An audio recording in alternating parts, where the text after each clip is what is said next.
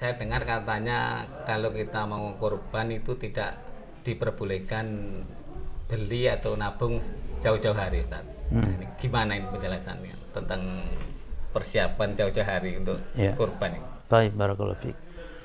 Jadi dalam masalah kurban itu mungkin kita perlu perinci ya, ada 3 niat sebenarnya ya. Yang pertama niat azam atau niat sugro kata ulama dalam berkurban. Jadi dia berencana.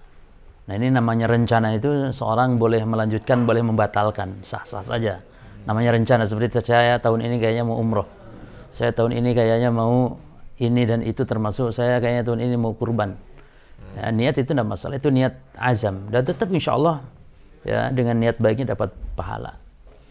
Yang kedua, ini yang disebut dengan niat niat al-udhiyah, yakni niat dia berkurban. Ini niat berkurban, yakni dia sudah mempersiapkan mengeluarkan uang ya untuk persiapan mungkin beli hewan kurban atau mungkin nabung dan semisal, dan dia sudah niat.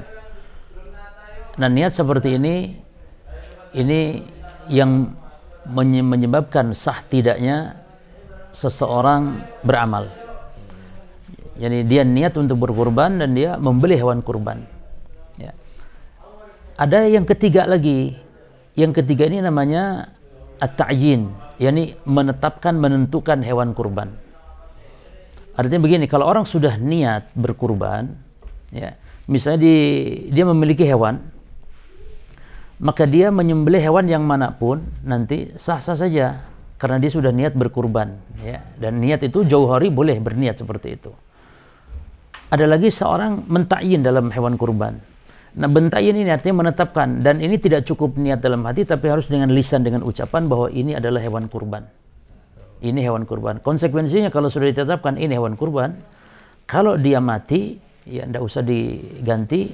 Kalau dia sakit sah-sah saja, asal sakit karena sebab dia sakit bukan karena sebab kita ya. Tapi kalau matinya sebab kita, maka itu harus diganti nanti karena dia sudah ditakyin hewan kurban. Gitu. Atau misalnya hewan kurbannya kabur, ya, maka dia tidak perlu diganti lagi karena itu di luar kemampuan. Kecuali kalau kitanya teledor, maka harus diganti karena dia sudah ditakyin. Adapun kalau hanya sekedar baru niat saja, maka nanti boleh-boleh saja, kan kita belum mentakyin itu hewan kurban, tapi kita baru niat, kita sudah beli kambing ya, tapi belum ditakyin, tapi persiapan barangkali tahun ini kurban, atau sudah beli sapi, nanti ganti sapi nggak masalah. Atau bahkan mungkin bisa jadi dia berubah pikiran dan sebagainya, tidak masalah dalam hal itu. Tapi kalau sudah ditakyin, ditetapkan, tidak boleh membatalkan tapi harus disembelihkan. Itu berarti sudah bukan miliknya lagi tapi sudah diperuntukkan untuk Allah Subhanahu wa taala. Nah, jadi orang yang sekarang membeli hewan jauh-jauh hari itu tidak masalah, itu baru niat rencana, hal itu boleh-boleh saja. Nanti membatalkan pun tidak masalah gitu ya. Itu perlu diperinci niat dalam berkurban demikian. Kalau hewan kurban yang sudah ditakyin ya, itu melahirkan barangkali, maka itu karena itu sudah ditakyin hewan kurban, anaknya pun ikut hewan kurban itu harus disembelih juga.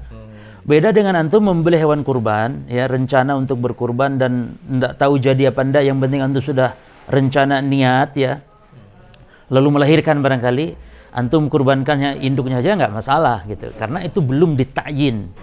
Nah ini yang masalah orang salah paham tuh masalah mentakyin, yakni hewan kurban, gitu ya. Barakallahu fiik. Nah.